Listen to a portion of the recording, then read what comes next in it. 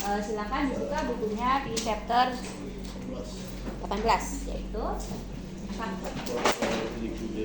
corporate liquidation and organization, likuidasi perusahaan dan reorganisasi. Oke, seperti biasa sebelum kita masuk ke bahasan, ini tujuan pembelajaran untuk yang chapter 18, corporate liquidation and reorganization. Yang pertama memahami perbedaan dari jenis-jenis bangkrut. Ya, bangkrut. Jadi ini sebetulnya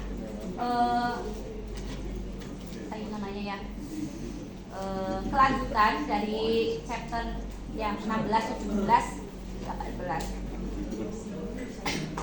16 itu kan apa?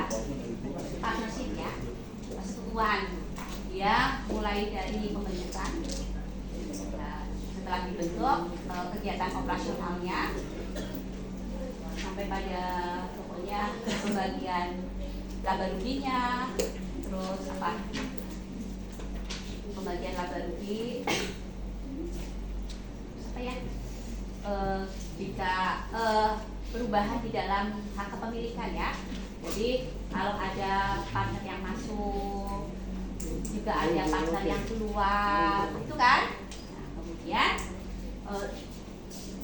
tujuan setelah itu 17 itu likuidasi persekutuan. Jadi ketika persekutuan yang dibentuk di chapter 16 itu di chapter 17 mereka sepakat untuk membubarkan atau dilikuidasi. Nah, kemudian chapter ini yang 18 itu likuidasi. Likuidasinya itu karena apa? Ya, karena ada indikasi adalah dia bangkrut. Ya, seperti sekarang kan ada banyak, ya, perusahaan yang gulung tikar tuh. Ya, gulung tikarnya dia nanti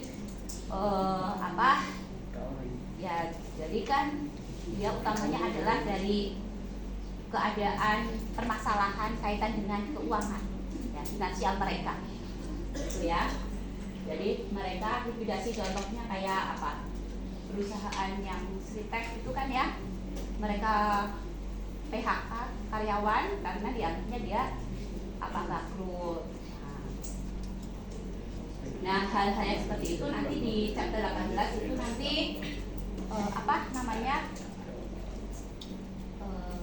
prosesnya, proses kaitan dengan likuidasi atau bangkrut, kayak likuidasi yang karena bangkrut. Nah, itu. Nah, selain yang bangkrutnya itu nanti dia dari ada indikasi bangkrut, kemudian perusahaan itu dia bisa mengajukan bahwa dia mau dilikuidasi, ya, gitu. Atau mungkin ya, tidak dilikuidasi atau dibubarkan, ya. Tapi juga dia di reorganisation, bentuk baru, ya. Nah, untuk chapter 18 itu. Nah, kemudian yang kedua, memahami secara keseluruhan, ya. Jadi kalau perusahaan itu dia dikatakan bangkrut, itu nanti biasanya apakah dia mengajukan dirinya bangkrut atau dari pihak luar yang mengatakan bahwa dia bangkrut, sehingga ketika dia mau proses likuidasi atau reorganisasi itu dia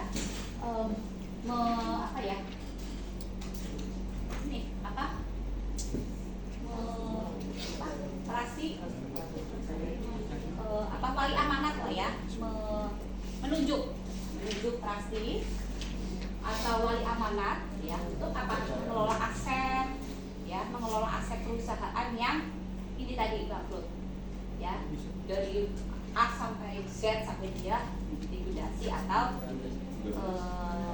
menetapkan dia tidak dilikuidasi atau dibubarkan, tapi di reorganisasi saja. Nah, ini yang ketiga sudah masuk ke akuntansinya nanti. seperti apa aplikasinya,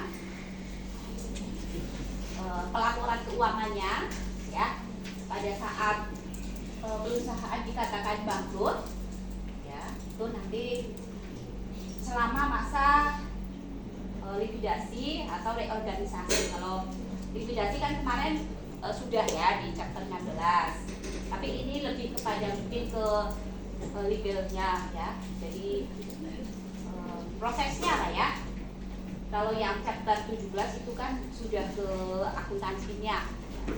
Terus yang keempat terakhir, memahami kaitan laporan keuangan setelah ya, ini pada saat prosesnya, kemudian ini setelah reorganisasi. Kalau reorganisasi kan berarti apa? Bentuk kembali ya, sehingga ini ya, ada aplikasi untuk apa?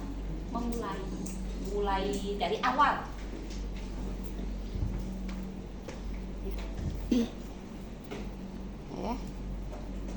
Oke, kita